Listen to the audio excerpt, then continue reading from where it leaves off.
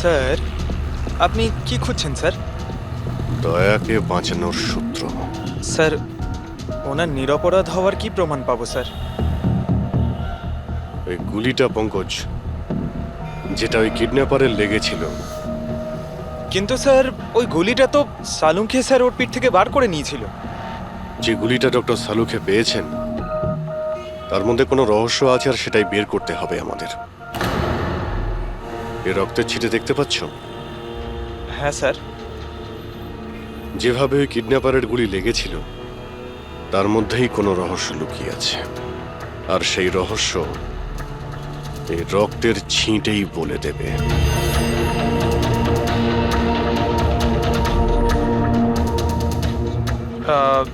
Sir, রক্তের ফোঁটা কি করে স্যার?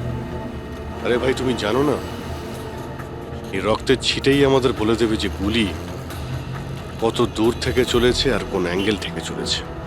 আর রক্তের ছিটেও আমাদের কিছু বলছে। 1 মিনিট তুমি এখানে দাঁড়িয়ে থাকো তো।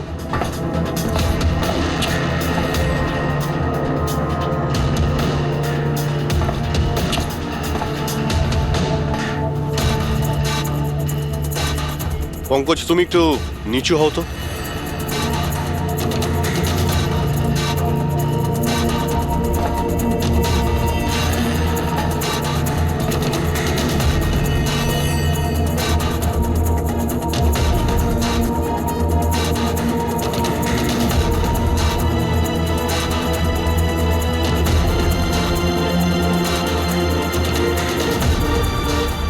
তার মানে গুলি 23 ডিগ্রি অ্যাঙ্গেল থেকে চলেছিল। পঙ্কজ, ওই দিন ওই কিডন্যাপারের উপর একটা নয়, 2টো গুলি চলেছিল। একটা দয়ার বন্দুক থেকে, আর একটা অন্য কারো বন্দুক থেকে। স্যার, কিন্তু আমরা তো গুলি একটাই পেয়েছি, তাহলে দ্বিতীয় গুলি কোথা থেকে এলো? ওই দ্বিতীয় গুলিটাই তো আমাদের খুঁজতে হবে। ওই কিডন্যাপারের এখানে গুলি লেগেছিল, ও এখানে পড়েছিল, আর পুতুলটা এইখানে পড়ে। তার মানে দ্বিতীয় গুলিটা যেটা পায়ে লাগার কথা ছিল, সেটা এখানেই কোথাও রয়েছে।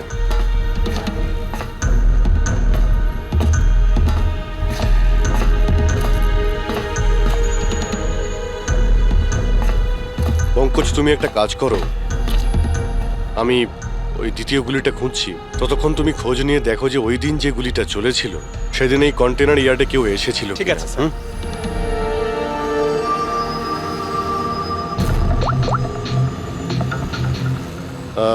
মিস্টার সুপারভাইজার, আপনি একটু উপরে আসবেন।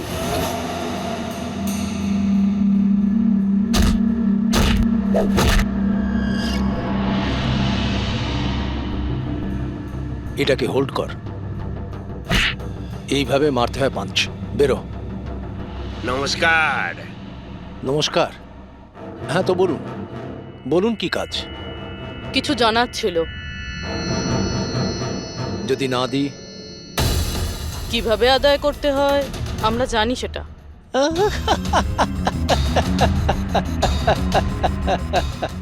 জানেন, আমরা হচ্ছে বক্সার, আর আমাদের হারাতে গেলে আপনাকে একটু শক্তিশালী হতে হবে।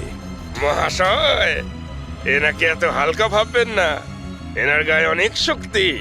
আপনার মতন 4-4টে পালোয়ানকে এক তুড়িতে উড়িয়ে দিতে পারেন না। ব্যাস, একটা পাঞ্চ, একটা পাঞ্চে এই মেয়েটা পুরো ধরাশায়ী হয়ে যাবে। সেটা তো পাঞ্চ মেরেই বোঝা যাবে, তাই না? যদি সাহস থাকে ময়দানে এসো। আমার ময়দানে যাবার কোনো দরকার নেই। তোমার জন্য আমার যে কোনো ছেলে যথেষ্ট। আর যদি তুমি জিতে যাও, তুমি যা জানতে চাইছো আমি তোমাকে বলে দেব।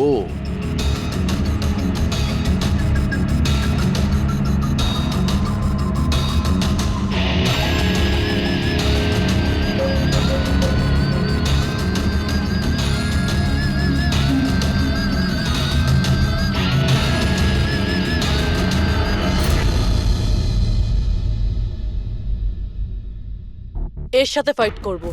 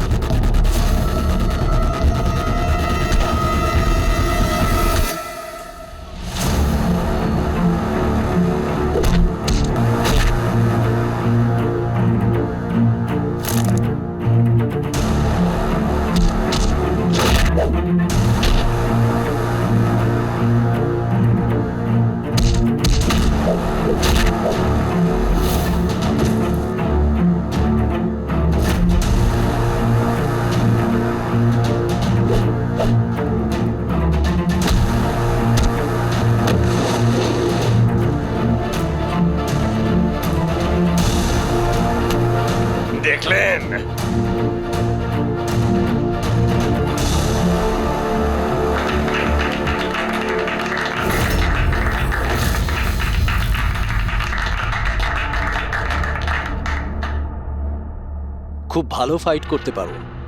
কোথা থেকে শিখলে এত ভালো ফাইট? শিখেছি কোথাও। এবার যেটা জিজ্ঞেস করব সেটার উত্তর দাও। এনাকে চেনেন? আরে, এ মারা গেছে? হ্যাঁ, কেউ খুন করেছে ওকে। ওর নাম স্যান্ডি। আমি ওকে ট্রেনিং দিয়েছিলাম। এই স্যান্ডির অ্যাড্রেস কিংবা ফোন নাম্বার তো হবে।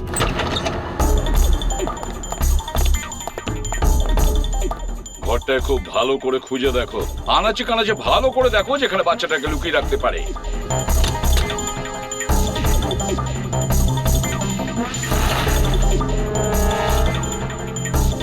স্যার, হ্যাঁ পুরবি।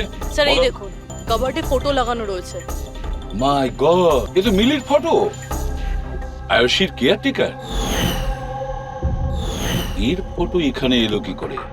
এটার একটাই কারণ হতে পারে, এই মিলি ওই কিডন্যাপারকে চিনতো।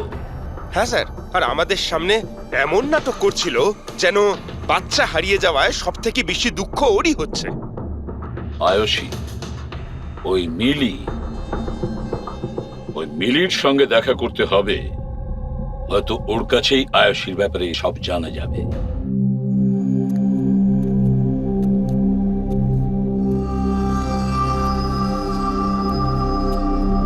সুরাজ,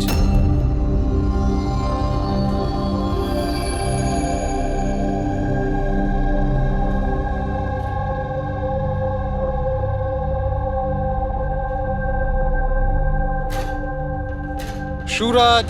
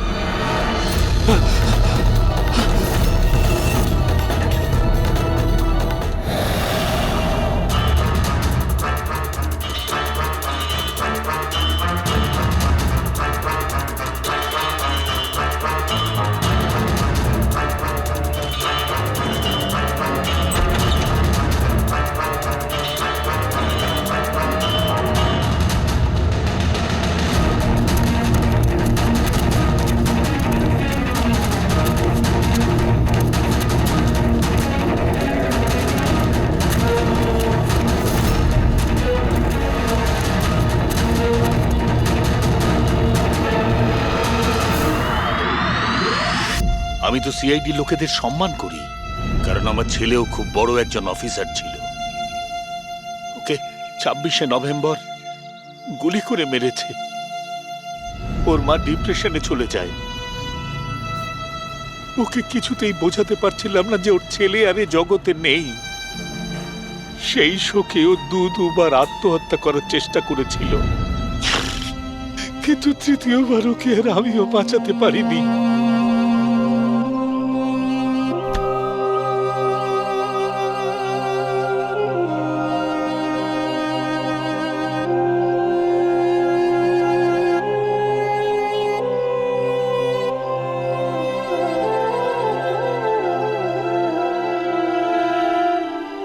বেচারা সুরাজ বেকার বেকার মরে গেল এর চক্করে।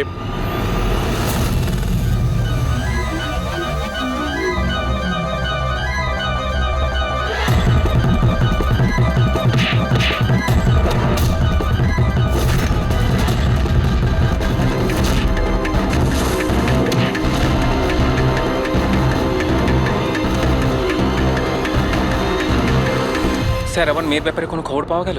কোথায় আছে আমার মেয়ে? দেখুন, আপনার আয়ুষী যেখানেই থাকুক না কেন খুব তাড়াতাড়ি পাওয়া যাবে, কারণ কিডন্যাপারের ব্যাপারে আমরা অনেক কিছু জানতে পেরেছি। স্যার, কে ওই কিডন্যাপার? প্লিজ বলুন, আমি ওকে ছাড়বো না। তাহলে জিজ্ঞেস করুন না মিলিকে, ও সব জানে। কি মিলি, কে কিডন্যাপার আর কার কাছে আয়ুষী আছে সবকিছু ও জানে, জিজ্ঞেস করুন।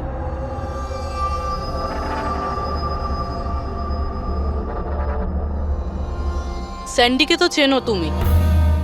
তোমারই বলাতে স্যান্ডি এর মেয়েকে অপহরণ করেছে। প্লিজ প্লিজ আমাকে ক্ষমা করে দিন, আমি ভুল করে ফেলেছি।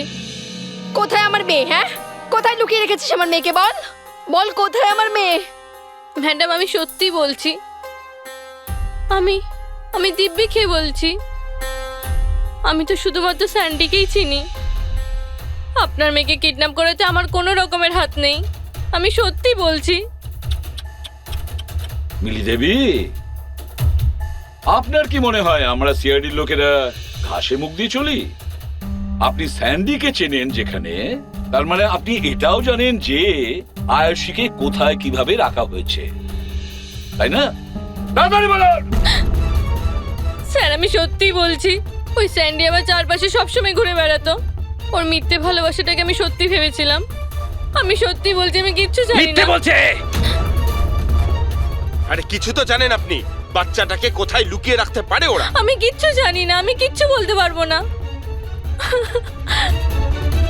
স্যার ওই দিন থেকে আজ পর্যন্ত একটাও কন্টেনার বাইরে কোথাও যায়নি, কিন্তু স্যার এই এরিয়ার মধ্যেই আমরা কন্টেনারগুলো এদিক থেকে ওদিক করেছি। আচ্ছা একটা কথা বলো, এই যে এই এরিয়াতে যতগুলো কন্টেনার আছে এই পর্যন্ত, এইগুলো কি এদিক ওদিক করা হয়েছিল? হতে পারে স্যার। আচ্ছা এই কন্টেনারগুলো যখন নিয়ে গিয়েছিলে, কোথায় নিয়ে গেছো, কোথায় রেখেছো মনে আছে? স্যার সেভাবে তো মনে নেই, কিন্তু এই এরিয়ার মধ্যে কন্টেনারগুলো এদিক থেকে ওদিক করেছিলাম। আপনি চাইলে চেক করে নিতে পারেন। চেক তো করতেই হবে।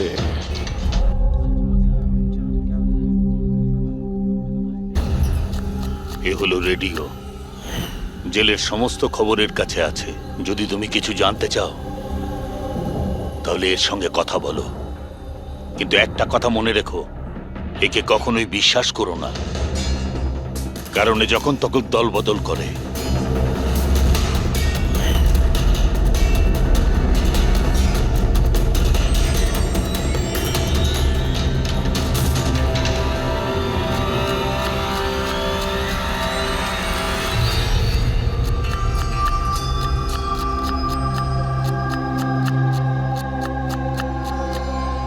কোনো সাহায্য করব ভাই? পেঁয়াজ কাটো, কাটতে পারো তো নাকি? হ্যাঁ হ্যাঁ, কাটছি তাহলে কাটো।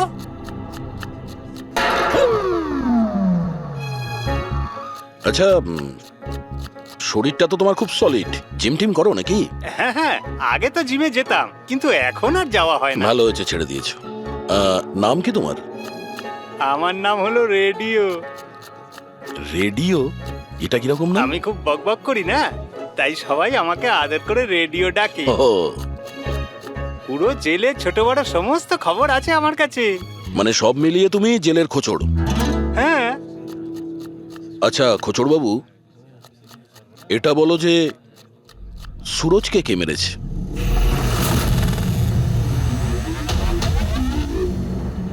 কি হলো? তুমি তো এই জেলের সব থেকে বড় খোঁচড়, এটাও জানো না? হ্যাঁ, রেডিও নাম আমার। হাহ। চলো এটা বলো যে প্রমোদকে কে মেরেছে, জানো না? আরে কি ধরনের খোঁচড় তুমি ভাই, ছিঁচকে একদম। কিসের খোঁচড় তুমি? হ্যাঁ, আরে বাবা এটা তো জানো যে প্রমোদ যখন খুন হয়েছিল তখন ও কি কাজ করছিল? ও তো জানি ঝুড়ি বানাতো। ঝুড়ি বানাতো? হ্যাঁ। আর এই ঝুড়ি বানানোর কাজে ওর সঙ্গে কে কে ছিল বলো? বলরাজ, সানি, সুরজ আর কল্পেশ। সুরজও ছিল? হ্যাঁ। এই সানি, কল্পেশ আর বলরাজ এই সময় জেলে কি কাজ করছে? এই লোকগুলো ওই যে ফার্নিচার তার কারখানায় কাজ করে। হ্যাঁ, তুমি কি ওদের সাথে দেখা করবে? হ্যাঁ চলো দেখা করি। চলো চলো, তাড়াতাড়ি হাত চালাও, এখন অনেক রান্না বাকি আছে। হ্যাঁ করছি তো, এই তো তখন থেকে বিরক্ত করছে আমায়। আমি কোনো উপায় বার করছি।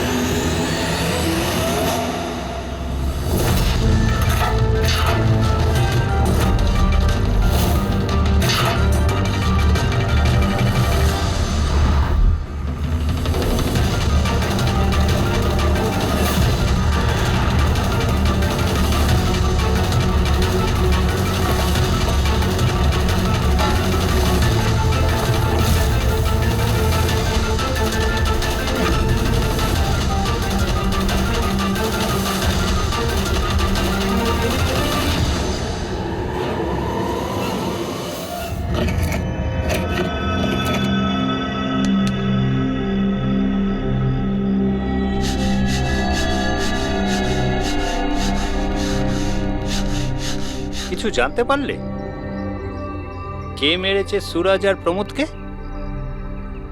তোমার জিজ্ঞাসা করার ধরন দেখে তো মনে হচ্ছে তুমি জানো কে সে, যে ওদের দুজনকে মেরেছে। হ্যাঁ, কারা ওরা? হিতেন আর আকাশ।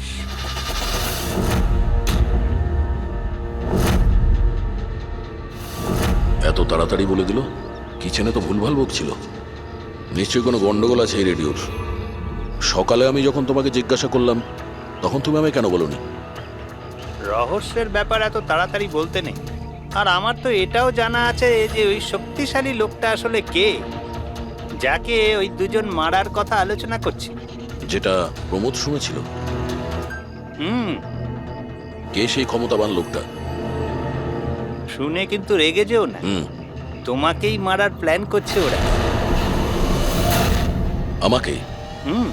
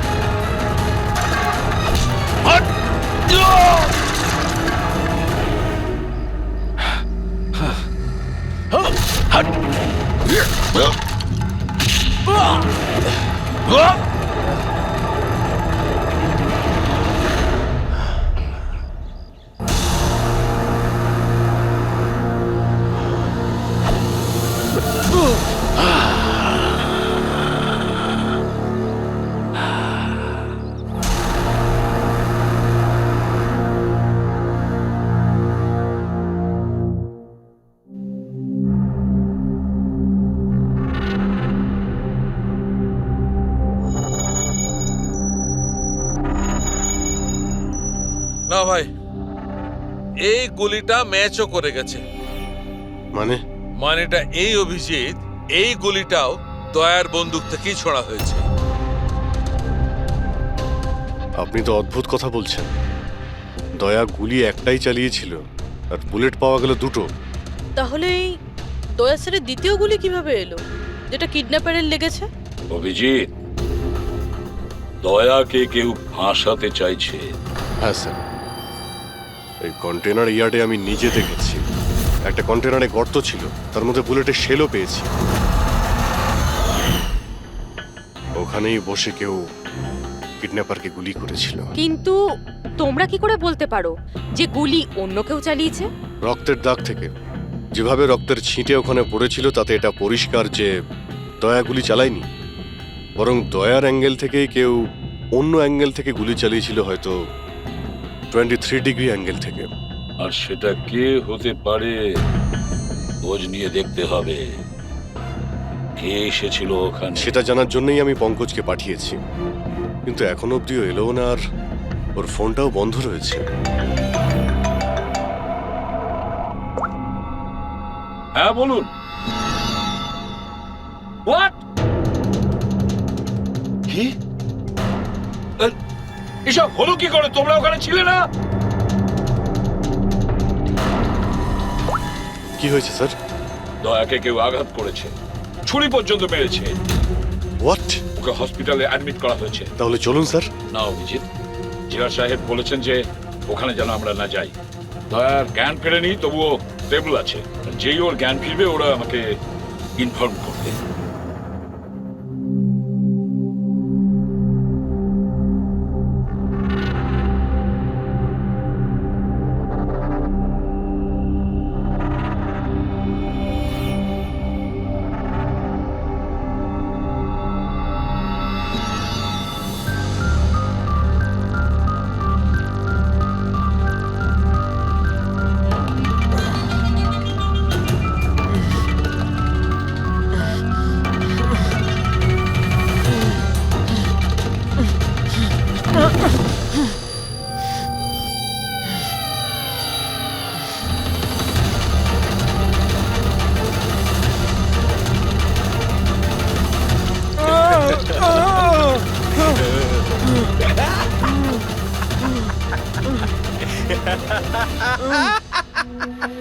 যত হাসার হাস, তোর আর বেশি দিন বাকি নেই।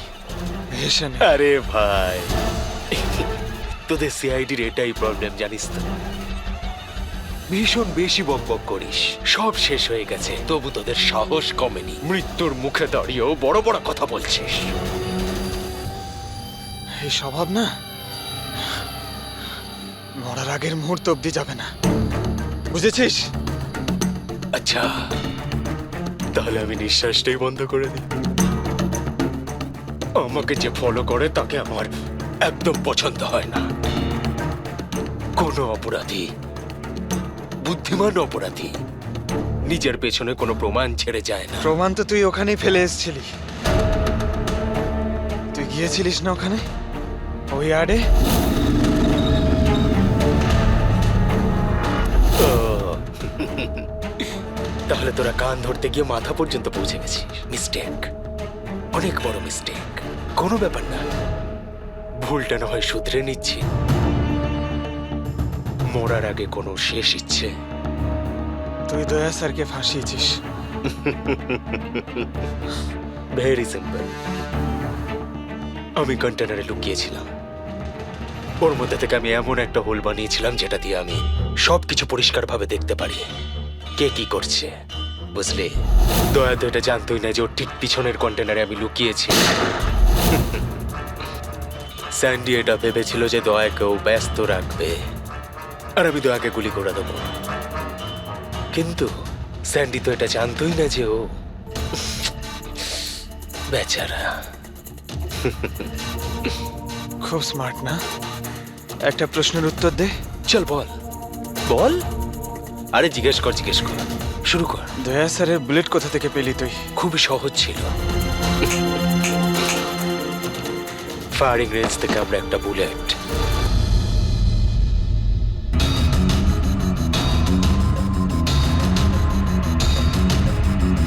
একই আমার পার্টনার আমার সাথে বিশ্বাসঘাতকতা করলো।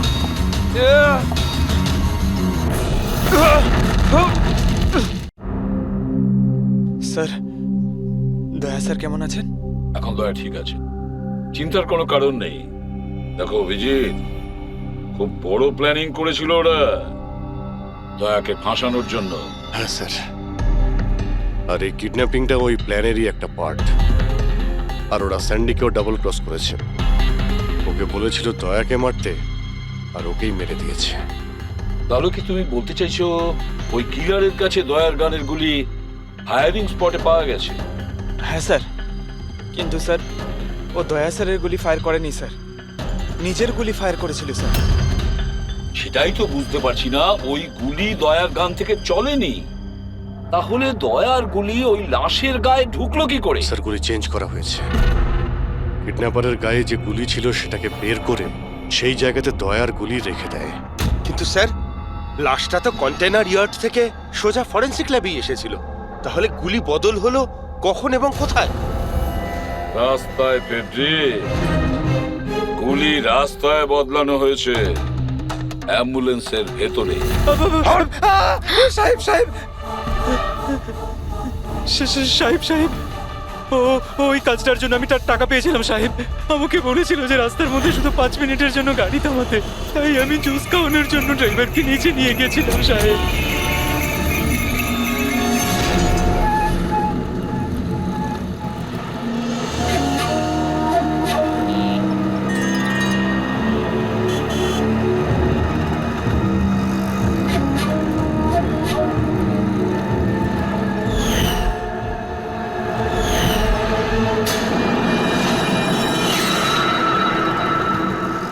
মিলি কোথায়? কোথায় মিলি? স্যার আমরা ওকে খুঁজছি, ও ফোনও ধরছে না। ওর রুমটা কোথায়? হ্যাঁ, ওই উপরে। কিন্তু অফিসার হয়েছেটা কি? মিলি সবাইকে বোকা বানিয়েছে। ও স্যান্ডিকে কোনোদিন ভালোই বাসেনি, বরং এই পুরো কিডন্যাপিং এর পিছনে ওরই হাত আছে।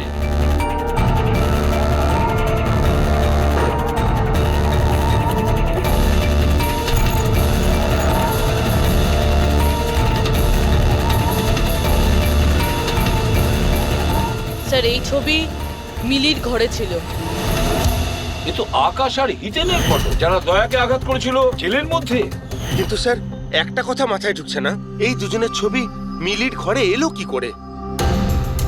অভিজিৎ, এর একটাই মানে দাঁড়ায় যে পুরো প্ল্যানটা দয়াকে শুধু জেলে পাঠানোর উদ্দেশ্যে নয়, বরং জেলের ভেতরে দয়াকে কিভাবে মেরে ফেলা যায়।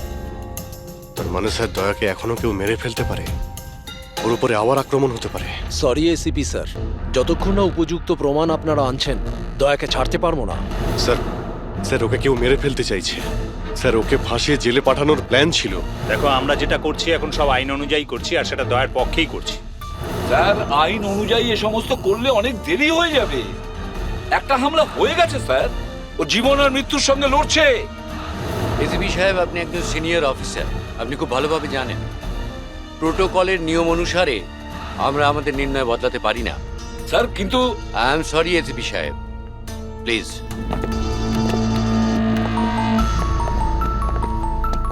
স্যার হ্যাঁ।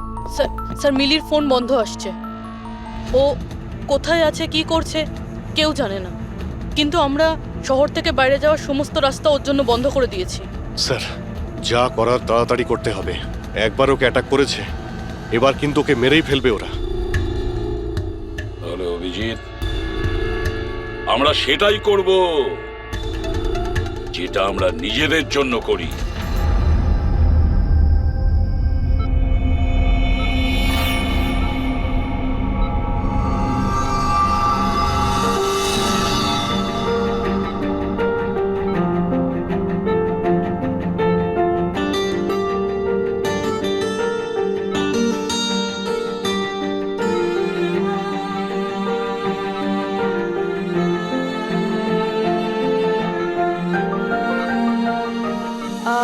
I am sorry sir, visiting time শেষ হয়ে গেছে, আপনাদেরকে বাইরে যেতে হবে।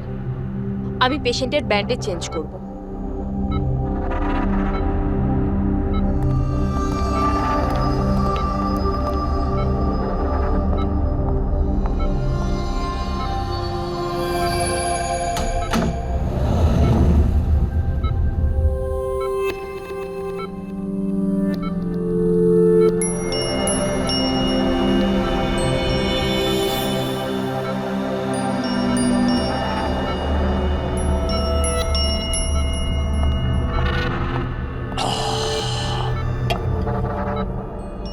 এই পাহাড়, এই ঝর্ণা, এই পাতা আর প্রজাপতি। ম্যাডাম, আজকে আপনি কার করবেন মঞ্চুরি? আরে বাহ, কি বলে দিলেন! বাহ, দারুণ দারুণ, ধন্যবাদ দাদা, ধন্যবাদ। ভালো লাগলো খুব আপনার? ভালো লাগলো। আরো কিছু বলুন। মরার বয়স হয়ে গেল আর আপনি শায়রি করছেন? মুখ খুলুন জেঠু। আরে ম্যাডাম, আর কদিনই বা বাঁচবো আমি বলুন তো? আর যে কয়েকটা দিন বাকি আছে সেগুলো নয় আনন্দেই কাটাই, কি বল? খুব ভালো। আরে কি করলেন সিস্টার, আপনি ওনার মুখে থার্মোমিটার গুঁজে দিলেন। কত সুন্দর সুন্দর কথা বলছিলেন আর সবে তো শুরু করেছিলেন। আরে আঙ্কেল, ভালোই হয়েছে ওকে চুপ করিয়ে দিয়েছে। এমনিতে তো মরেই যেত, না হলে আমি নিজেই ওর গলা টিপে চুপ করিয়ে দিতাম ওকে। আরে আরে চুপ। রাগ করো না ভাই, বাঁচা আর মরা তো উপরওয়ালার হাতে রয়েছে। আমরা তো শুধু কাঠের পুতুল, ভগবান তো আমাদের দিয়ে শুধু খেলিয়েই যাচ্ছে। আরে কি ভালো, কি ভালো। আরে তোমার যদি ভালো না লাগে তুমি কান বন্ধ করে শুয়ে পড়ো, আমার খুব ভালো লাগছে, আমাকে শুনতে দাও। আরেকটা বলুন, আরেকটা বলুন। হ্যাঁ হ্যাঁ অবশ্যই, এবার শুরু করি। চাঁদ লুকিয়ে রয়েছে মেঘের মধ্যে।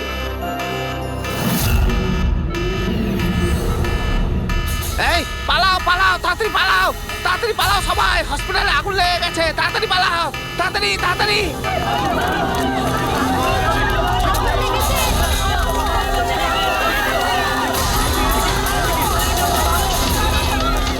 আরে খুনি তার খেলা শুরু করে দিয়েছে।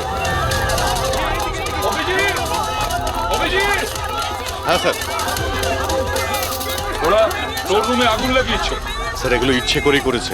আমি শালুকাকে মেন গেটে দাঁড় করিয়ে দিয়েছি, ব্যাক গেটেও কাউকে দরকার। পুরবি তুমি এখনই পিছনের গেটে যাও।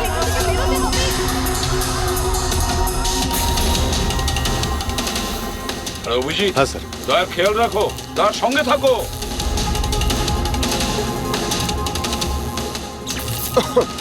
এই কে তুমি? কোথায় আসছো? আসলে কি? আমি কি এদিকে কি? না আসলে আগুন লেগেছে না, তাই ভাবলাম যে এদিক দিয়ে রাস্তা এদিকে আছে কোনো রাস্তা নেই, যাও নিচে যাও, চলো নিচে যাও। ওকে।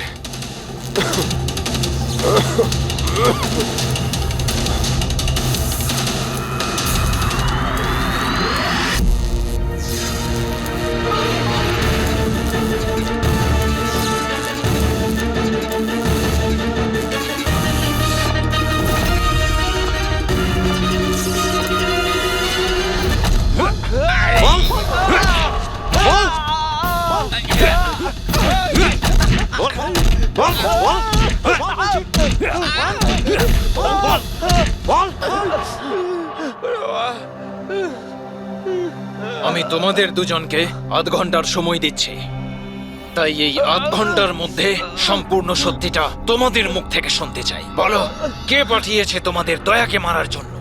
বলো। সাহেব, আধ ঘন্টা দিন বা পুরো দিন দিয়ে দিন, কিন্তু এখান থেকে কিচ্ছু বেরোবে না। কিন্তু ওকে মারার জন্য তো আমাদের বলা হয়েছিল। এমনটা নয় তো, এদেরও দয়াকে মারার জন্য টাকা দেওয়া হয়েছে। আমরা আমাদের বাকি টাকাটা পেয়ে যাব তো? মনে হচ্ছে কোনো ষড়যন্ত্র, খোঁজ নিতে হবে। তাহলে কি বলছিস কাঁকড়া? আমাদের আসল উদ্দেশ্যটা তাহলে এবার বলে দেওয়া যাক জেলার সাহেবকে। এই মাথা খারাপ হয়ে গেছে নাকি তোর? জেলারকে যদি বলে দিই তাহলে পুরো প্ল্যানই ফেল হয়ে যাবে। আচ্ছা, তাহলে হিতেন আর আকাশের মৃত্যু তো এবার শুধু সময়ের অপেক্ষা, আর বাঁচবে না। দাঁড়া, আরে বাবা রে। তোমরা কারা? আমাদের মারবি? তোরা জানিস আমরা কে আর কি করতে পারি?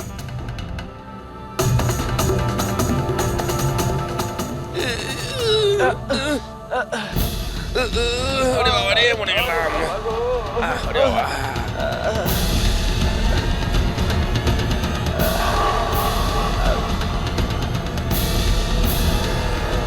তোর নাম আকাশ আর তুই হিতেন। তোমরা দুজনে একেবারে অকম্মা ঠেকে, একটা ছোট কাজও তোমাদের দ্বারা হয় না, আর তাই আমাদের আসতে হলো, বুঝেছ? এবার আমরা দুজন করব তোমাদের দুজনের কাজ। এই যে ছড়িয়ে 56 করেছো না, সব আমাদের ঠিক করতে কিন্তু হবে। আমাদের তো দয়াকে মেরে ফেলার জন্য বলা হয়নি, শুধু আঘাত করতে বলা হয়েছিল।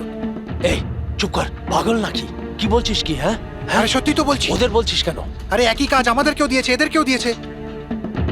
টাকা তো দিয়েছে। হ্যাঁ, আর যদি আমরা বাকি টাকাটা না পাই তাহলে? কি টাকা দেবে না? আমি কি ছেড়ে দেবো? কিন্তু এদের বলছিস কেন?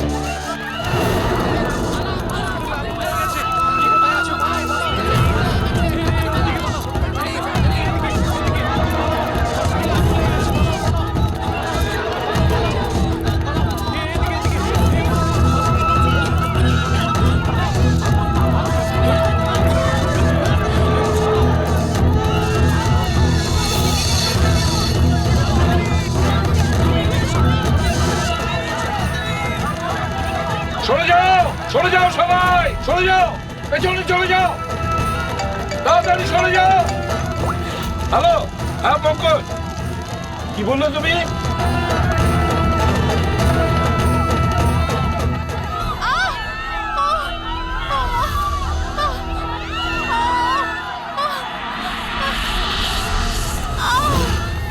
কি হলো?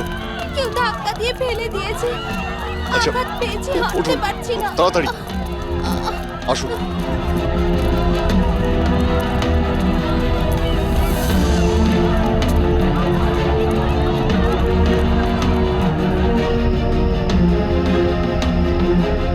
সারিকা, শোনো, একে দেখো তো, ওর পায়ে লেগেছে, ওকে বাইরে নিয়ে যাও।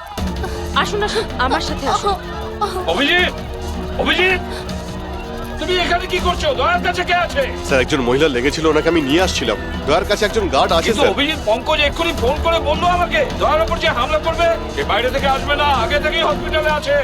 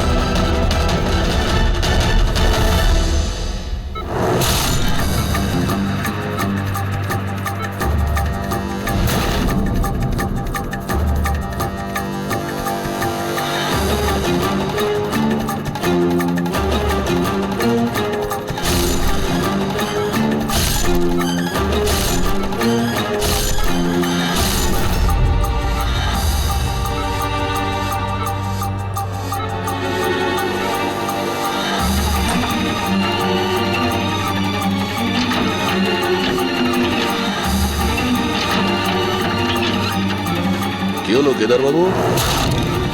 দরজা খুলছে না নাকি?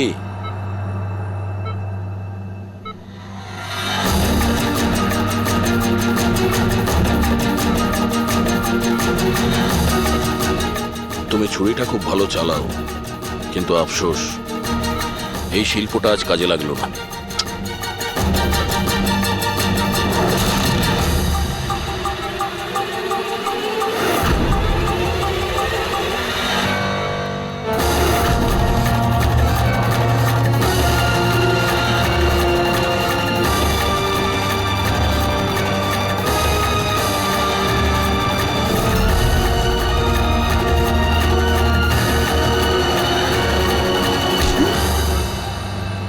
ছেড়ে দাও আমাকে, আমি ওকে ছাড়বো না, আমি ওকে ছাড়বো না।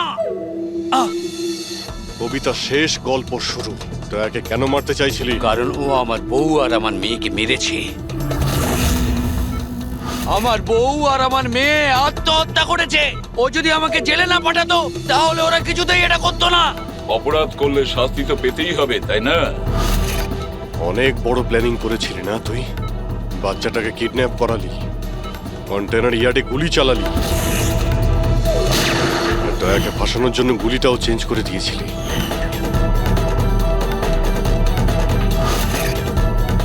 ওই বাচ্চাটা কোথায়?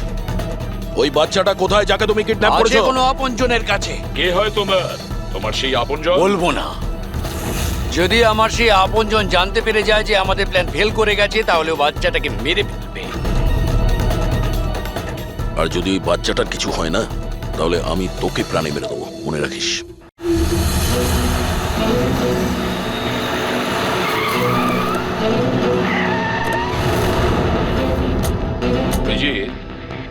গত 1 মাস ধরে মিলির ফোন এই স্পটেই দেখা যাচ্ছে। বাচ্চাটাকে এখানেই কোথাও লুকিয়ে রাখা হয়েছে। স্যার, এই মিলি আবার ওই কেদারের কোনো আপনজন নয় তো, যার ব্যাপারে ও আমাদের বলছিল? হতে পারে ফ্রেডি। ওনাদেরকে বলো গাড়ি থেকে বাইরে না বেরোয়। আপনারা প্লিজ গাড়িতেই বসুন, প্লিজ।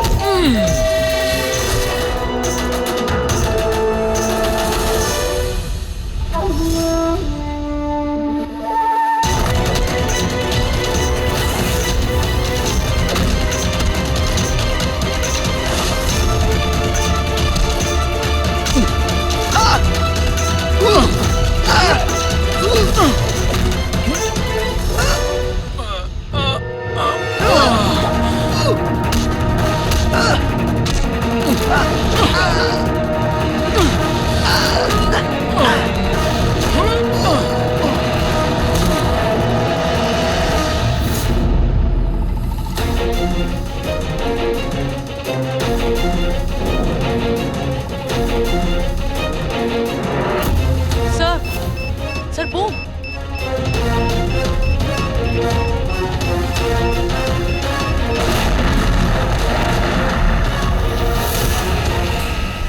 মিলি দাও, মিলি পালাবে না।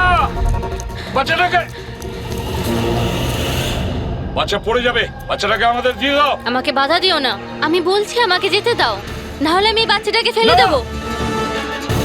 দেখো তুমি যা করছো খুব ভুল করছো। ঠিক আছে, আমি এরকম কিচ্ছু করব না। আপনারা আপনাদের গান নিচে রাখুন। ঠিক আছে।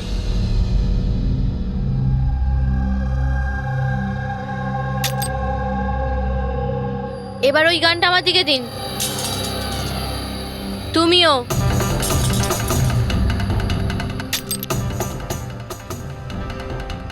আমি জানি তুমি কেদারের মেয়ে, আর এই সব কিছু তুমি তোমার বাবার জন্য করছো।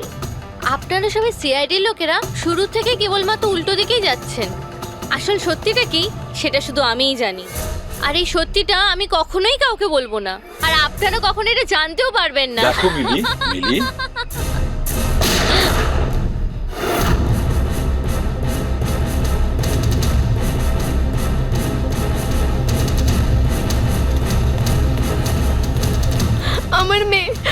আমার এটা কি করলে তুমি? ওকে গুলি করলে? এ আমার মেয়েকে মেরে ফেলতো, আমি কি আর করতাম? আরে পায়ে গুলি করতে পারতে। শুধু ওই ছিল যে দয়াকে নিরপরাধ প্রমাণ করতে পারতো, আর তুমি ওকে মেরে ফেললে।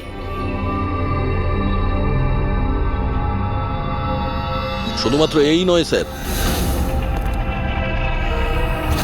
আরো একজন মানুষ আছে যে আমাকে নিরপরাধ প্রমাণ করতে পারে। সে কে দয়া? স্যার অঙ্কুশ নাম তার। অঙ্কুশ? অঙ্কুশের নাম শুনেই তোমার কপাল দিয়ে ঘাম ঝরে পড়লো? না আসলে গরম তো খুব, তাই। গরমের জন্য না, অঙ্কুশ নামটা শোনার পরে গরম লেগে গেল। কি উল্টোপাল্টা বলছেন আপনি? অঙ্কুশ ওরফে জিগর, আর তুমি কেদারের ছেলে। হোয়াট? এই পুরো খেলাটা তুমি খেলেছো অঙ্কুশ ওরফে জিগর। পুরো খেলাটা তোমার ছিল, ওটা মিলির ছিল না। হ্যাঁ, এই পুরো খেলাটা আমিই তৈরি করেছি। আমি দয়াকে অ্যারেস্ট করব।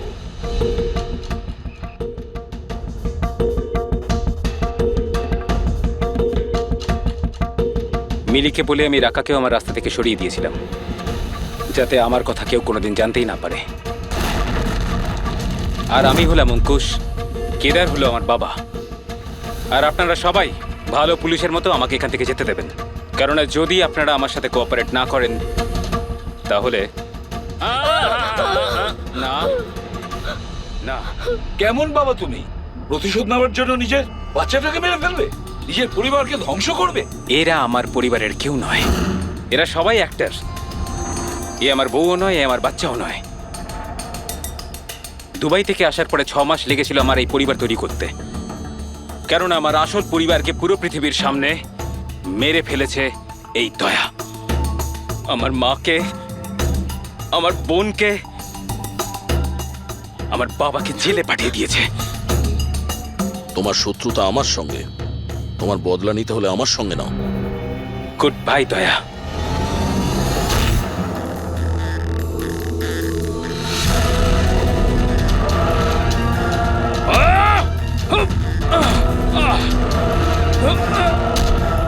না অভিজিৎ, ছেড়ে দাও ওকে।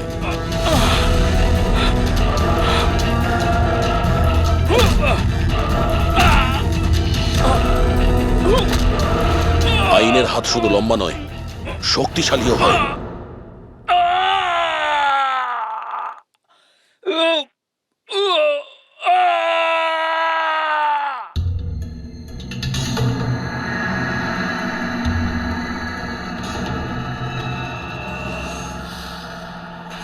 জ্যাকলিন একটু পাখাটা চালিয়ে দাও। ওকে বস।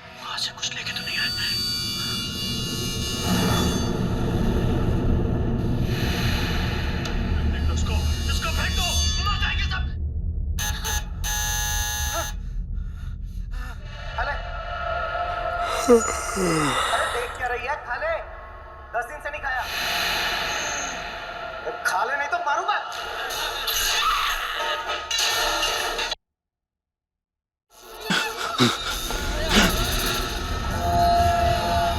আরে টিভিটা নিজে থেকে কি করে চলতে লাগলো?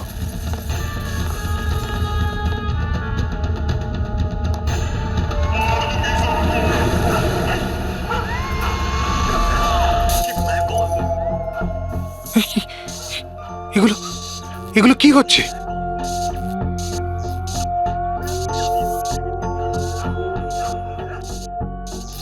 কিছু না কিছু আছে এখানে, কোনো না কোনো গন্ডগোল আছে এখানে। জ্যাকলি দরজা খোলো। বস, আমি সমস্ত দরজাগুলো লক করে দিয়েছি।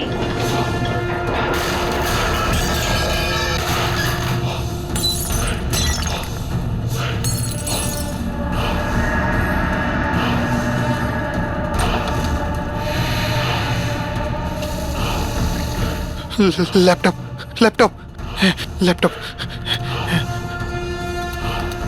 এটা অন হচ্ছে না কেন?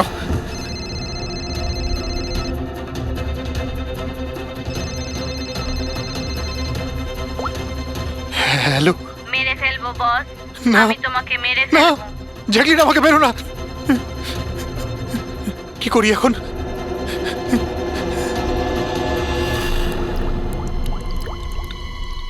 এই জল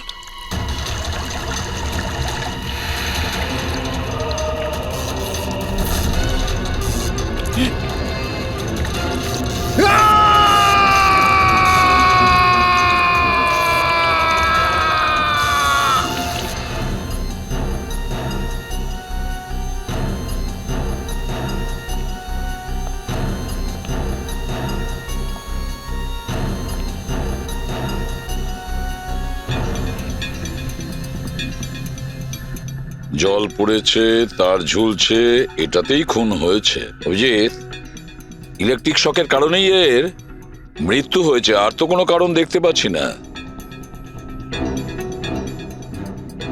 বিজয়ের ভাই না তুমি? হ্যাঁ স্যার।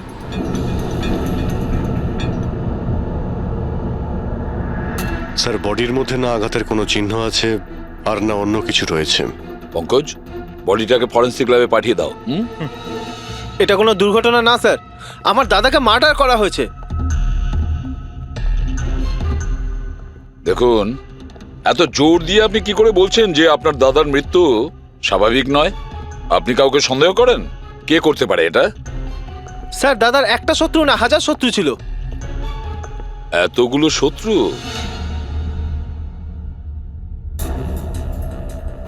স্যার, এই কাঁচের টুকরো, এই সমস্ত জিনিসপত্র ছড়িয়ে ছিটিয়ে আছে দেখে মনে হচ্ছে কেউ জোর করে এই ঘরের মধ্যে ঢুকে পড়েছে। আচ্ছা নিধি দেবী, এই বিজয়ের শত্রুতা কার সাথে ছিল? বিজয় ফ্যাক্টরি শ্রমিকরাই। বেশ কয়েকদিন ধরে ওরা খুব রেগে ছিল। ওই শ্রমিকরাই কিন্তু বেশ কয়েকবার ওকে মেরে ফেলার হুমকি দিয়েছিল।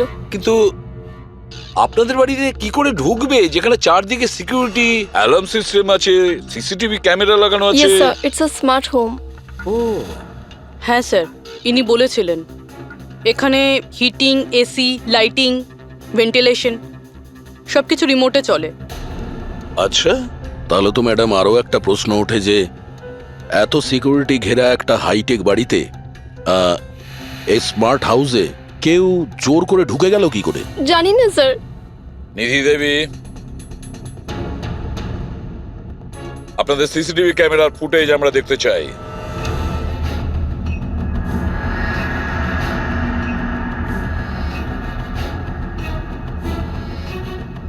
এই বিজয় তো পালাচ্ছে, বাঁচার চেষ্টা করছে, কিন্তু কার ভয়ে দৌড়চ্ছে দেখতেই তো পাচ্ছি না স্যার। স্যার, কোনো অদৃশ্য শক্তি নয় তো? পঙ্কজ, এই চিন্তাভাবনাটা ভুল করেও দ্বিতীয়বার নিজের মাথায় এনো না, না হলে এসিপি স্যার তোমাকে অদৃশ্য করে দেবে সিআইডি থেকে। নিশ্চয়ই ওই শ্রমিকরাই কিছু একটা করেছে। আমার স্বামীর মৃত্যুর জন্য ওরাই একমাত্র দায়ী। যে কয়জন শ্রমিক আছে প্রত্যেকের অ্যাড্রেস আমাদের চাই। স্যার, আপনাদের কোথাও ভুল হচ্ছে, এগুলো কিন্তু ভালো হচ্ছে না স্যার। স্যার, আমরা গরিব শ্রমিক ঠিকই, কিন্তু তার মানে এটা নয় যে আপনারা আমাদের খুনি বলবেন। এদিকটায় আসো। দেখো, আমরা কারোর ওপর কোনো দোষ চাপাচ্ছি না, আমরা শুধুমাত্র সত্যিটা জানার চেষ্টা করছি। আর এটা কি সত্যি নয় যে আপনারা সবাই মিলে বিজয়কে প্রাণে মারার হুমকি দিয়েছেন? স্যার, এসব আপনাকে কে বললো? বিজয় বলেছে, সেই জন্য চুপ করে আর কোনো লাভ নেই। যেই এটা করেছে তাড়াতাড়ি স্বীকার করো, বুঝেছো? স্যার, আমি মানছি যে আমরা কয়েকবার রেগে গিয়ে এই রকমের হুমকি দিয়েছিলাম, কিন্তু বিজয় স্যারকে খুন করার ব্যাপারে আমাদের মধ্যে কেউ এটা ভাবতেই পারে না। হ্যাঁ স্যার, ও মারা গেলে আমাদের কি লাভ হতো? উল্টে তো এখন আমাদের লোকসান হয়ে গেল। 6 মাসের মাইনেটা যে বাকি আছে এবার কে দেবে? ও, তার মানে আপনারা বিজয়বাবুর ওপরে এই কারণেই রেগেছিলেন যে গত 6 মাস ধরে ও আপনাদের মাইনে দেয়নি? হ্যাঁ স্যার, বেশ কয়েক মাস ধরে আমরা ধার দেনা করেই সংসার চালাচ্ছিলাম। 2 মাস ধরে বাচ্চাদের স্কুলের ফিস জমা দিতে পারিনি। কালই বাচ্চাদের স্কুল থেকে বের করে দেওয়া হয়েছে এটা বলে, যদি স্কুলের ফিস না আনতে পারো তাহলে স্কুলে এসো না। আচ্ছা, এটা বলো যে এটাই শুধু কারণ ছিল এই বিজয়ের ওপরে, নাকি অন্য কোনো কারণ ছিল? স্যার, একটা কারণ এটাও ছিল যে স্যার আমাদের কাজ থেকে বের করে দিতে চেয়েছিলেন। সেটা কেন? কেননা স্যারের এটা মনে হয়েছিল যে মেশিন মানুষের থেকে ভালো কাজ করে আর এতে বেশি লাভও হয়ে থাকে। আচ্ছা, রেগে গিয়ে খুন করে দাওনি তো? না স্যার, ওনাকে খুন করে আমরা তো আমাদের টাকা পাবো না, উল্টে বউ বাচ্চাকে নিয়ে পথে বসতে হবে। কতজন মজুর এখানে কাজ হারিয়েছে? হ্যাঁ স্যার, 100-এরও বেশি। 100-র ওপরে লোকের বাড়ির উনুন নিভে গেছে শুধুমাত্র এই বিজয়ের জন্য। তার মানে 100 জনের মধ্যে যে কেউ হতে পারে যে বিজয়কে খুন করেছে। খোঁজ নিতে হবে সমস্ত মজুরদের ব্যাপারে, কে কে কোথায় ছিল কাল রাতে। হ্যাঁ প্যাট্রিক, কিছু জানতে পেরেছো শ্রমিকদের ব্যাপারে? কোথায় ছিল বিজয়ের খুনের সময়? স্যার এখনো অবধি সব কটার খবর পাইনি স্যার, প্রসেস চলছে। স্যার, হ্যাঁ পুরবি, স্যার এমন একটা কথা জানতে পেরেছি যেটার বিজয়ের মৃত্যুর সাথে যোগাযোগ থাকতে পারে। কি বলো তাড়াতাড়ি। স্যার এই দেখুন, ধরে নিতে পারেন মৃত্যুর কিছুক্ষণ আগেই রাত 12:09 সময় বিজয় ওর অ্যাকাউন্ট থেকে কাউকে 50 কোটি ট্রান্সফার করেছিল। 50 কোটি টাকা? এত বড় অ্যামাউন্ট কার কার নামে ট্রান্সফার করা হয়েছে? পানামাতে কোনো অ্যাকাউন্ট আছে, কার এটা জানা নেই। খুনি নিশ্চয়ই এই ট্রানজাকশন জোর করে করিয়েছিল বিজয়কে প্রেসার দিয়ে। গত 6 মাস ধরে শ্রমিকদের মাইনে দেয়নি, আর রাতারাতি 50 কোটি টাকা ট্রান্সফার করে দিয়েছে। আচ্ছা, ওই ওয়ার্কারদের মধ্যে কেউ নয় তো? না না না পঙ্কজ, কোনো গরিব শ্রমিক এত সিকিউরিটি লাগানো বাড়িতে পানামার মতন ব্যাংকে মানি ট্রান্সফার করবে? না, এটা আমি বিশ্বাস করি না। স্যার হতে পারে চেনাশোনা কেউ, মানে আশেপাশের কেউ, এমন কোনো শত্রু যে ভালো করে জানে যে বিজয়ের বাড়ির সিকিউরিটি কি করে ভাঙা যায়। কে হতে পারে?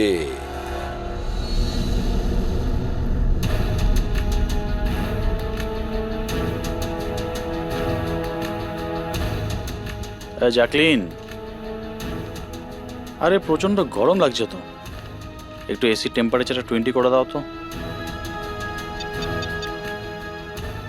করে দিয়েছি বস। এখন রুমের টেম্পারেচার হলো 20 ডিগ্রি সেলসিয়াস। নাইস। আর জ্যাকলিন, আমার আর একটা কাজ করো, রুমের লাইটটা একটু কমিয়ে দাও, আমি একটু আরাম করতে চাই।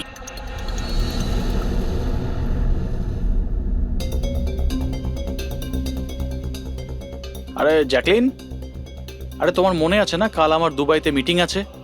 ইয়েস বস, মিটিং এর সমস্ত প্রস্তুতি হয়ে গেছে। আচ্ছা এটা বলো তো, কালকের দুবাইয়ের টেম্পারেচার কেমন থাকবে? এমনিতে তো কাল দুবাইয়ের টেম্পারেচার 21 ডিগ্রি সেলসিয়াস, কিন্তু বস আপনার টেম্পারেচার কিন্তু বরফের থেকেও বেশি ঠান্ডা থাকবে। তার মানে? তার মানে বস, মৃতদেহের টেম্পারেচার ঠান্ডাই থাকে। কি? মনে হচ্ছে তোমার সবটার মধ্যে কোনো সমস্যা হয়েছে। এটা কি ধরনের মজা? এটা মজার কথা না বস, এটা সত্যিই হতে চলেছে। বস, আপনার কোনো শেষ ইচ্ছে? চুপ করো, কি বাজে কথা বলছো? কে কে কে? বাইরে এসো। বস, আমরা দুজন ছাড়া এখানে আর কেউই নেই। তাছাড়া আপনি আমার সঙ্গ পছন্দ করেন, তাই তো? আরে চুপ করো।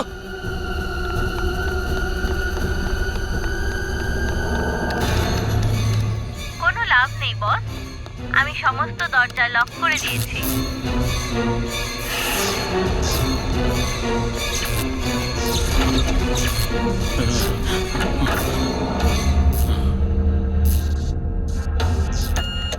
বস, আপনি ভিতরে কেন চলে গেলেন? আসুন, বাইরে আসুন। কে তুমি?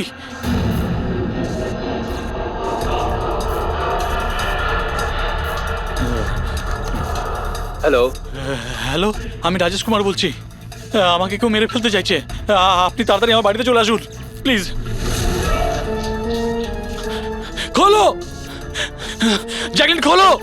বস, দরজা তখনই খোলা হবে যখন আপনি আমার একটা কথা রাখবেন। বলো বলো, তোমার কি চাই? কি চাই তোমার, বলো। ঠিক আছে, আপনি আপনার ল্যাপটপটা অন করুন। ল্যাপটপ? হ্যাঁ হ্যাঁ হ্যাঁ হ্যাঁ, বলো। এবার ওটা স্ক্রিনে একটা অ্যাকাউন্ট নাম্বার দেখতে পাবেন। হ্যাঁ হ্যাঁ হ্যাঁ, নাম্বার দেখতে পাচ্ছি আমি। হ্যাঁ বলো। এবার এই অ্যাকাউন্ট নাম্বারে 50 কোটি টাকা ট্রান্সফার করুন। 50 কোটি? এতগুলো টাকা? 50 কোটি টাকা আপনার জীবনের থেকে বেশি কি? না না না না না না, আমি দিয়ে দেবো। আমি তোমাকে 50 কোটি দিয়ে দিচ্ছি, ট্রান্সফার করে দিচ্ছি আমি।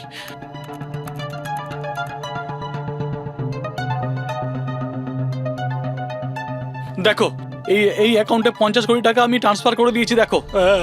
এবার আমাকে যেতে দাও। ঠিক আছে বস, এবার আপনি যেতে পারেন, দরজা খোলা আছে। আরে বাহ, দরজা খোলা আছে।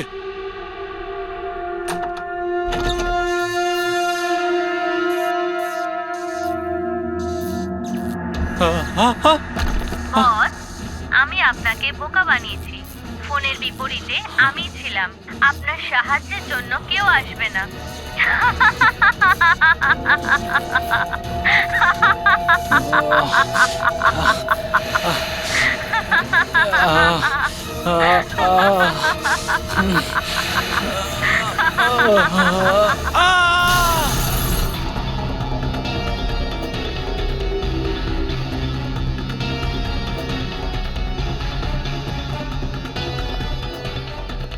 স্যার, এই ঝাড়বাতির হুক তো একদম ঠিক আছে।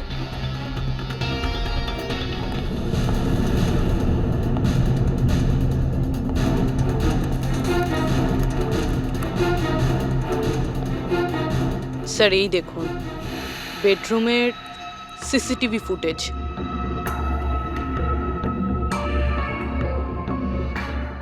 মনে হচ্ছে কারো হাত থেকে বাঁচার জন্য ও ওই রুমে যায় আর ভিতর থেকে দরজাটা লক করে দেয়। একবারে এই রাজেশের ওয়াইফের সঙ্গে কথা বলা যাক।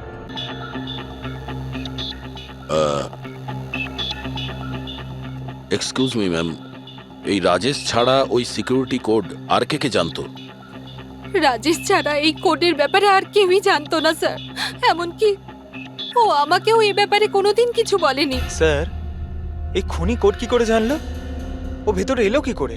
এক মিনিট, এটা তো ঠিক সেই রকমই যেটা বিজয়ের ঘরে ছিল। রাজেশের মডার্ন টেকনোলজির উপর খুব শখ ছিল। মেশিন, গ্যাজেট সবকিছুতেই সব সময় ও আপ টু ডেট থাকতো। এই বাড়িটাকে স্মার্ট হোমে পরিণত করেছিল ও। প্রত্যেকটা মেশিনকেই ওর ভার্চুয়াল অ্যাসিস্ট্যান্ট জ্যাকলিন অপারেট করতে জানতো। তার মানে আরো একটা কমন ব্যাপার আছে বিজয় আর রাজেশের মধ্যে, যেটা হলো টেকনোলজি। আমি একটা ম্যাগাজিনে পড়েছিলাম যে রাজেশ এই ব্যাপারটাকে সমর্থন করে যে মেশিন, অফিস আর ফ্যাক্টরি থেকে মানুষকে রিপ্লেস করে দেবে। আর মজুরদের ক্ষোভটাও এই বিষয় নিয়েই ছিল, বিজয়ের উপর। ম্যাডাম, অ্যাকাউন্ট ডিপার্টমেন্টস জানিয়েছে যে রাজেশ স্যার অ্যাকাউন্ট থেকে 50 কোটি টাকা কোথাও উধাও হয়ে গেছে। এক মিনিট, ওই 50 কোটি টাকা কোথায় গিয়েছিল? মানে কোনো পানামার অ্যাকাউন্টে? হ্যাঁ স্যার, কিন্তু আপনি কি করে জানলেন? এবার তো মনে হচ্ছে যে বিজয় আর রাজেশের খুনি একজনই, যে বড় লোকেদের টার্গেট বানাচ্ছে। ওকে যদি এখনই না ধরা যায় তাহলে হয়তো অনেকগুলো খুন হবে। চলো রঘুকে গিয়ে এটা বলি। চলো, চলে এসো, চলে এসো।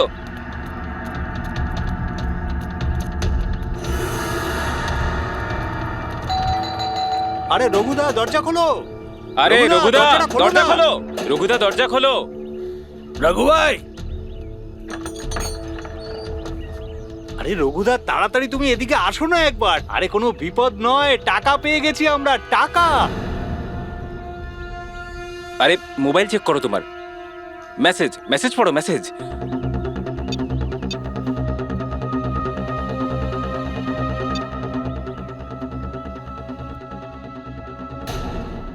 আরে কোনো বিপদ নয়, টাকা পেয়ে গেছি আমরা, টাকা। মানে? আরে মোবাইলটা চেক করো তোমার।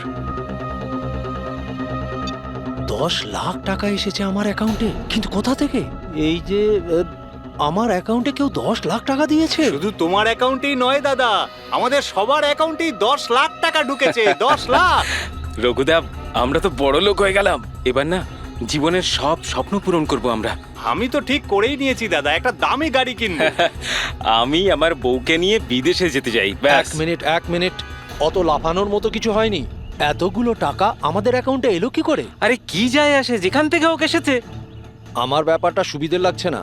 আমার মনে হয় যে সিআইডি কে ফোন করা উচিত।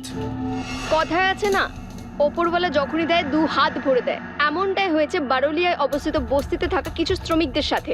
গতকাল পর্যন্ত যেখানে এদের কাছে খাওয়ার জন্য কিছুই ছিল না, কিন্তু আজ সেই শ্রমিকদের অ্যাকাউন্টেই কোনো এক ভালো মানুষ 10 লাখ টাকা পর্যন্ত দিয়ে দিয়েছে। কিন্তু টাকাটা কোথা থেকে এসেছে, কে দিয়েছে, সেটা এখনো সঠিকভাবে কিছু বলা যাচ্ছে না। এবার আমরা চোখ রাখবো পরবর্তী বিশেষ খবরে। স্যার, সব টাকাটাই শ্রমিকদের কাছে পানামা অ্যাকাউন্টটা থেকেই এসেছে।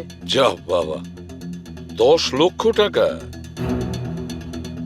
সে যেই হোক, সে প্রথমে বিজয় আর রাজেশকে খুন করেছে, আর তারপরে ওদেরই টাকা, মানে বিজয় আর রাজেশের টাকা গরিবদের কাছে বিলিয়ে দিয়েছে।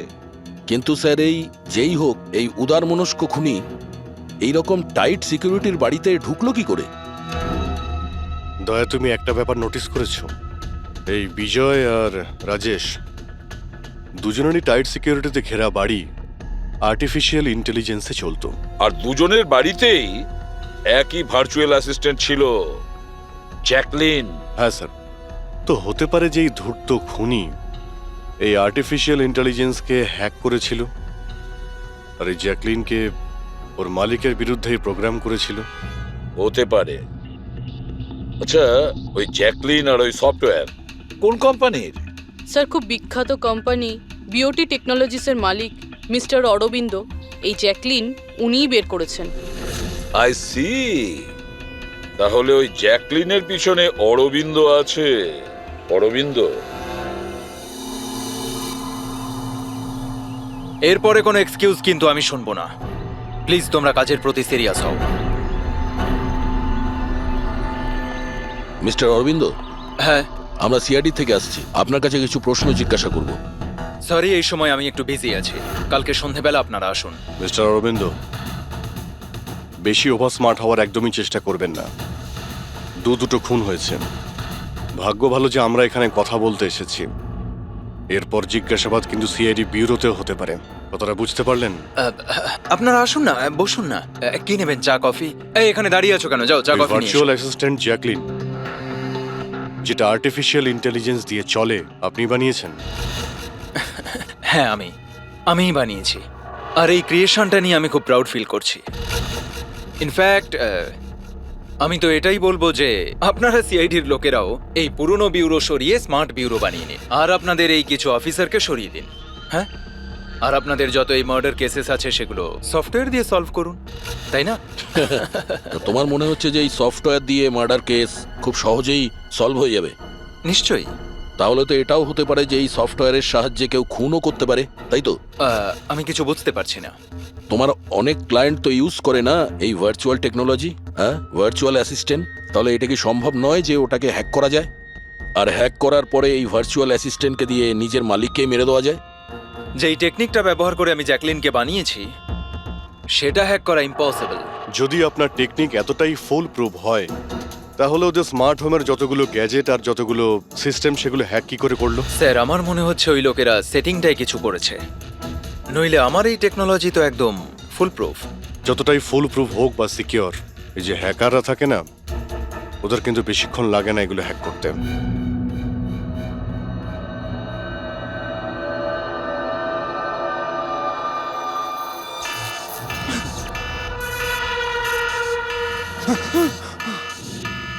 Security alarm! বাড়িতে নিশ্চয়ই চোর ডাকাত ঢুকেছে। কি করি এবার?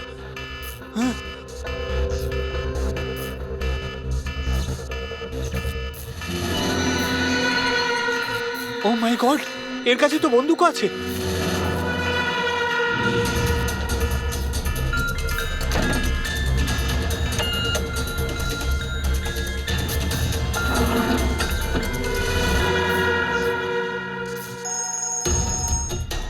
হ্যালো, কি? ঠিক আছে, আমরা এক্ষুনি ওখানে পৌঁছচ্ছি। JKH সিক্রেট অ্যালার্ম কোম্পানির ফোন ছিল। মনে হচ্ছে এনার মহান টেকনোলজি আবার হ্যাক করা হয়েছে। হতে পারে ওই বিখ্যাত জার্নালিস্ট সঞ্জীব ওর বাড়ি থেকেও ঢুকে গেছে।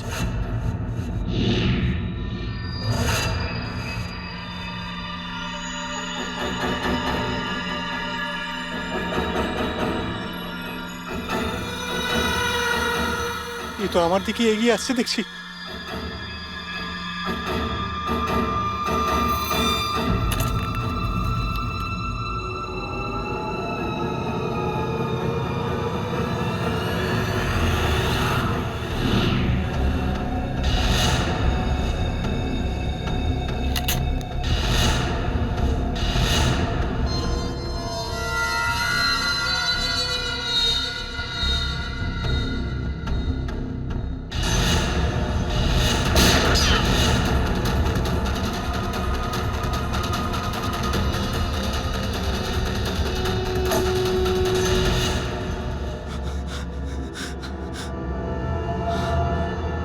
সিআইডি? সরি স্যার, আমায় ক্ষমা করবেন। আমার মনে হয়েছিল যে আপনারা ওই খুনিরই সঙ্গী যে এই বাড়িতে ঢুকেছে, কিন্তু থ্যাংক ইউ ভেরি মাচ। আপনারা চলে এসেছেন তাই জন্য আমি বেঁচে গেলাম, না হলে ও তো আমাকে মেরেই ফেলতো। কে মেরে ফেলতো? এখানে তো কেউই নেই। কার কথা বলছো তুমি? স্যার, ও এখানেই ছিল, দরজার বাইরেই ছিল, দেখেননি আপনারা? দরজার বাইরে? আমরা তো ওখান থেকেই আসছি, আর আসার রাস্তায় আমরা তো কাউকে দেখিনি। ব্যাপারটা কি? হঠাৎ করে গেল কোথায় সে? ইউনো জ্যাকলিন, তুমি কি জানো আজকের দিনটা আমার কি সুন্দর কেটেছে? দারুণ মজা করেছি আমি। আচ্ছা, প্রথমে তো এটা বলো দেখি আমার সোনা, আজকের ওয়ার্কআউটটা কেমন ছিল? হ্যাঁ, দেখো দেখো। খুব ভালো বস, তুমি 650 ক্যালোরি বার্ন করেছো। হুম। আর তোমার ম্যাক্সিমাম হার্ট রেট ছিল 160 বিপিএম। হায় হায়, এর মানে আমি আগের চেয়ে অনেক বেশি রোগা হয়ে গেছি। আর হ্যান্ডসামও, হ্যাঁ তাই না? হ্যাঁ বস, তোমাকে আগের থেকে অনেক বেশি ইয়াং লাগছে। আচ্ছা, ইউ নটি গার্ল জ্যাকলিন। হ্যাঁ, এবার আমি এটাকে নিয়ে মাইক্রোওয়েভে রেখে দেই। আমার সোনা, এটাকে এবার অন করে দাও। আচ্ছা, এবার এটা তো বলো আমার কালকের শিডিউল কি? বস, কালকে তো তোমার কোনো মিটিং নেই। কি বলছো তুমি? কিন্তু আগামীকাল তো আমার খুব বিজি থাকার কথা। তুমি ভালো করে চেক করো তো। করে নিয়েছি বস, কালকে তোমার কোনো মিটিং নেই, কারণ আজকের দিনটাই হলো তোমার জীবনের শেষ দিন।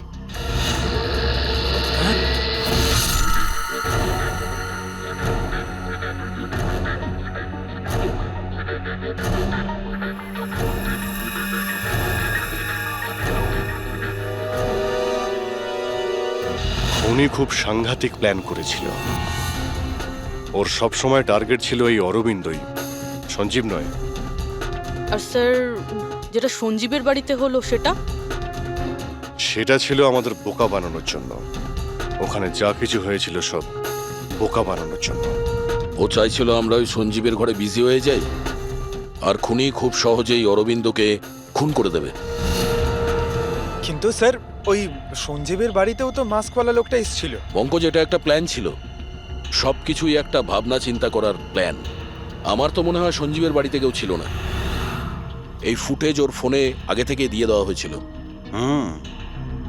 যে হ্যাকার এত সব কিছু করতে পারে, তার কাছে এটা তো একটা সামান্য ব্যাপার।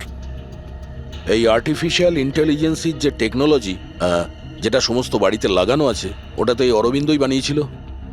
আর যদি কেউ অরবিন্দর বানানো টেকনোলজিকে হ্যাক করে, তাহলে নিশ্চয়ই ও নিশ্চয়ই অরবিন্দর জন্য কাজ করে স্যার, কারণ এটা বাইরের লোকের পক্ষে সম্ভব নয়। তাহলে খোঁজ নিতে হবে অরবিন্দর কোম্পানিতে এমন কোন কোন লোক আছে যারা অরবিন্দর মতোই বুদ্ধিমান আর ওর মতো ইন্টেলিজেন্টও।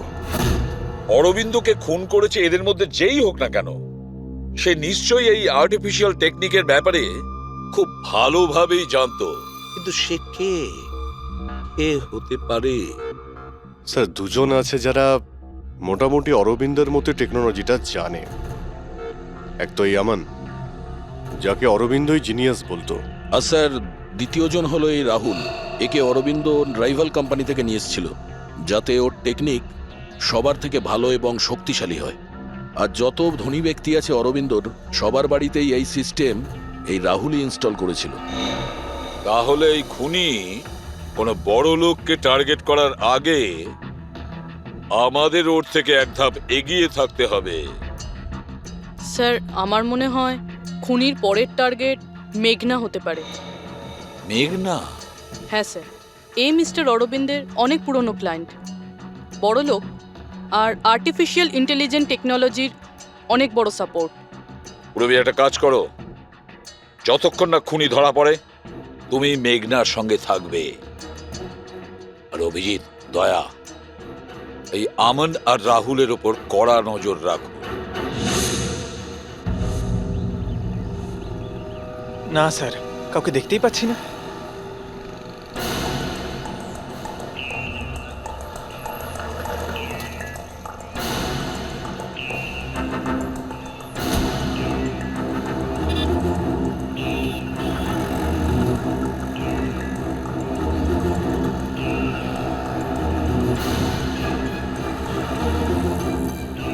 স্যার, রাহুল।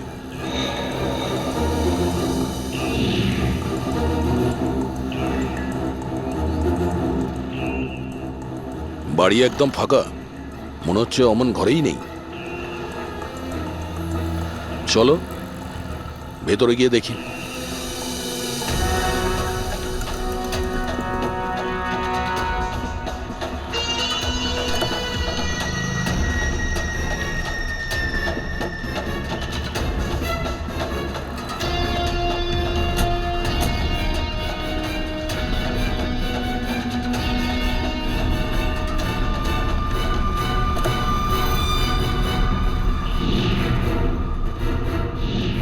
রাহুল, তাহলে তুমি ওকে সাহায্য করেছিলে দাদাকে খুন করার জন্য? না স্যার, আমি এটা কেন করব স্যার? স্যার, স্যার আমি কেন আমার দাদাকে খুন করতে যাব?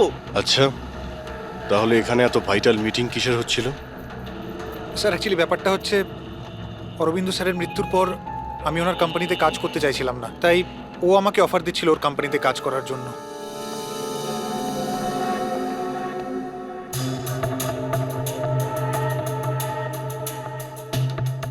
স্যার এখানে একবার দেখুন, 1 2 3 4 5 5টা মনিটর স্যার। মনে হচ্ছে কম্পিউটারটা খুব হাইফাই স্যার। দেখি এই শক্তিশালী কম্পিউটারে কি কি ডেটা লুকিয়ে আছে।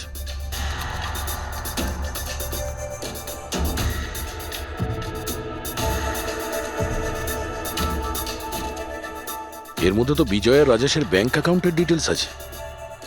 এই সব খুন ওই করেছে স্যার।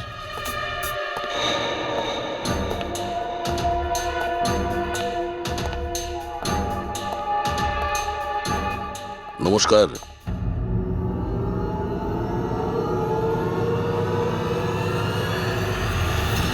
স্যার, আমার তো মনে হয় কেউ এটাই চায় যে ফাইলটা আমার কম্পিউটারে পাওয়া যাক, আর আপনারা আমাকেই সন্দেহ করে। তোমার কারোর উপর সন্দেহ হয়? কে করতে পারে এটা? স্যার জানি না, কিন্তু আমার মনে হচ্ছে স্যার, যদি অরবিন্দ স্যারের কম্পিউটার হ্যাক হয়ে থাকে তাহলে পৃথিবীর যে কোনো কম্পিউটারে হ্যাক হতে পারে, কারণ ওনার কম্পিউটার কোনো নেটওয়ার্কের সাথেই কানেক্টেড নয়।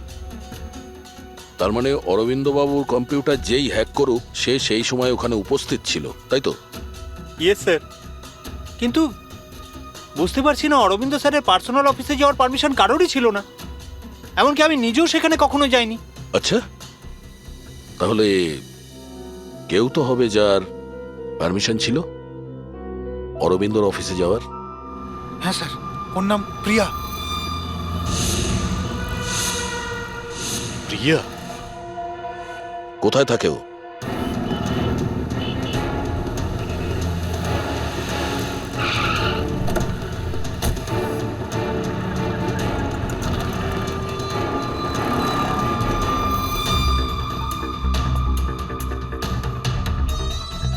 প্রিয়া?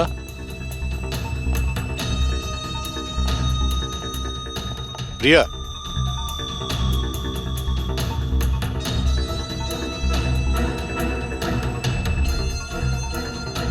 প্রিয়া? প্রিয়া? এখানে তো কেউই নেই। প্রিয়া?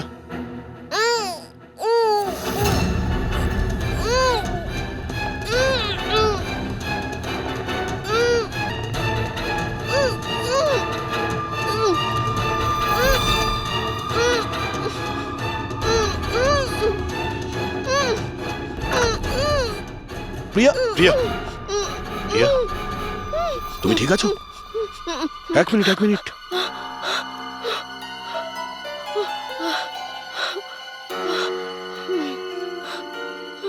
কে কে করেছে এইসব? হ্যাঁ, ওঠো ওঠো ওঠো, বাইরে এসো।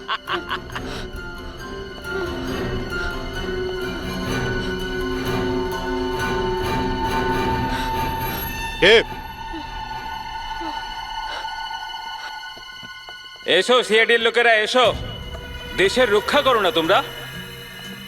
তোমাদের আর আমার মধ্যে একটা জিনিসের মিল আছে, আমিও কাউকে রক্ষাই করছি, সেই সব গরিব অসহায় মানুষদের যাদের আশাহীন জীবনে বিষ গুলে এই বড়লোক মানুষেরা নিজেদের বিলাসবহুল অট্টালিকা তৈরি করেন। আর লজ্জা পাওয়া উচিত তোমাদের মতো আইনের রক্ষকদেরও। এই অসহায় দুর্বল মানুষদের রক্ষা করার বদলে সেই লোকেদেরই তোমরা বাঁচাতে চাও যাদের পাপের ঘোড়া বহুদিন আগে পূর্ণ হয়ে গেছে, কিন্তু তোমরা আর বাঁচাতে পারবে না। শুধু আমার একটা শেষ শিকার বাকি আছে, ওকে মেরে দিলেই আমি সুখের নিদ্রায় যেতে পারবো। আগামী 1 ঘন্টায় ওই শিকারও বাঁচবে না, আর তোমরাও সবাই মরবে।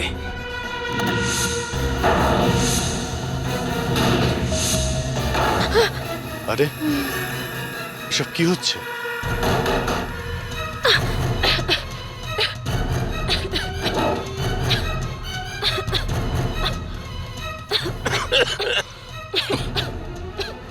ও নো,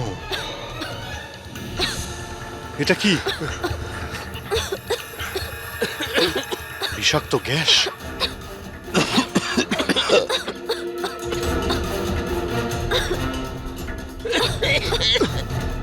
স্যার, পঙ্কজ পঙ্কজ পঙ্কজ পঙ্কজ ওঠ। প্রিয়া, তুমি ঠিক আছো? বাইরে যাওয়ার তো কোনো রাস্তাও দেখতে পাচ্ছি না।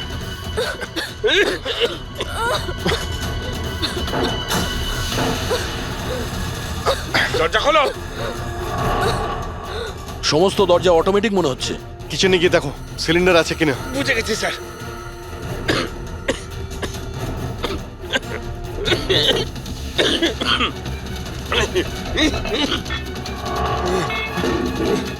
চলো পিছিয়ে আসো, পিছিয়ে আসো।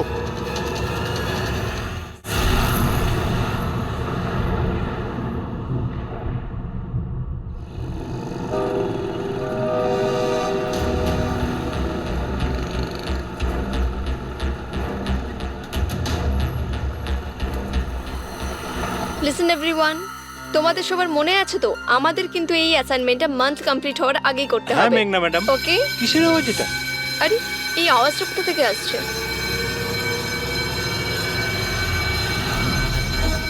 মনে হয় আগুন লেগে গেছে ম্যাডাম, ধোঁয়া বেরোচ্ছে madam. Come on come on, fast fast চলো, তাড়াতাড়ি বেরিয়ে চলো সবাই, চলো। ওকে ওকে ওঠাও। মেঘনা, মেঘনা, জানি না এসব কি করে তুমি হলো। ঠিক আছো? আমার খুব ভয় লাগছে, প্লিজ ডু সামথিং। ভয় পেও না, কিচ্ছু হবে না। চলো চলুন।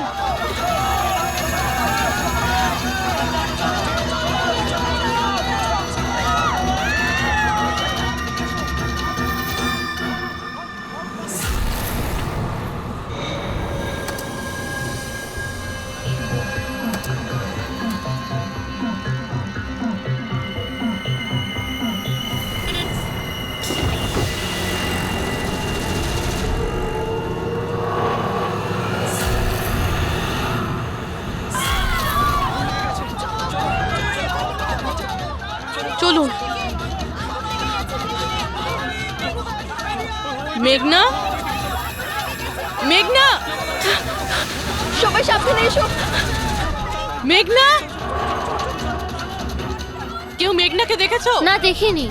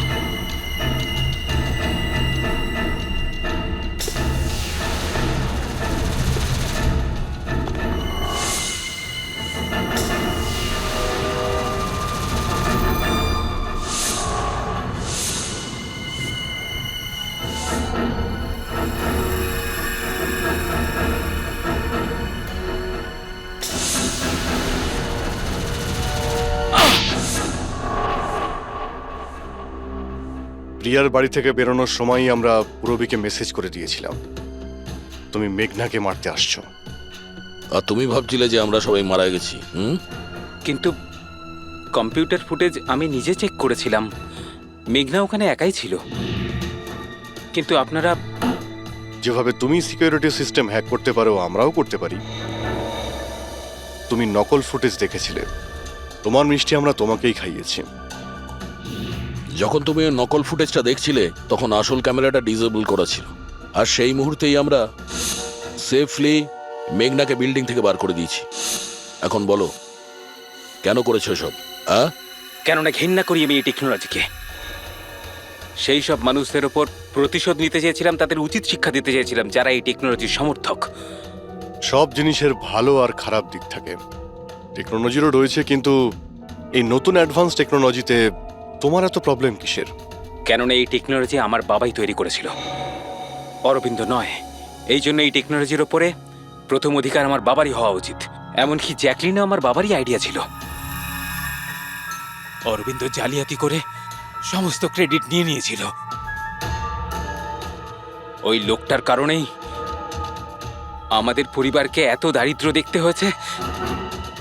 আমার বাবা আর থাকতে পারেননি, উনি আমার মাকে, আমার দুই বোনকে মেরে ফেলেছিলেন, তারপর নিজে সুইসাইড করে নেন।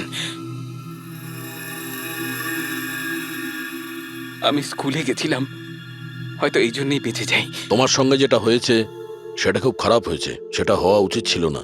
কিন্তু যদি তুমি তোমার এই তীক্ষ্ণ বুদ্ধিটাকে ঠিক জায়গায় ব্যবহার করতে, তাহলে হয়তো আজ গরিবদের জন্যে, সমাজের জন্যে তুমি কিছু ভালো করতে পারতে। কিন্তু যে রাস্তা তুমি বেছে নিয়েছো সেটা আলোর নয়, অন্ধকারের। এবার জেলের মধ্যে বসে তুমি অপেক্ষা করতে থাকো ফাঁসির অর্ডার আসার।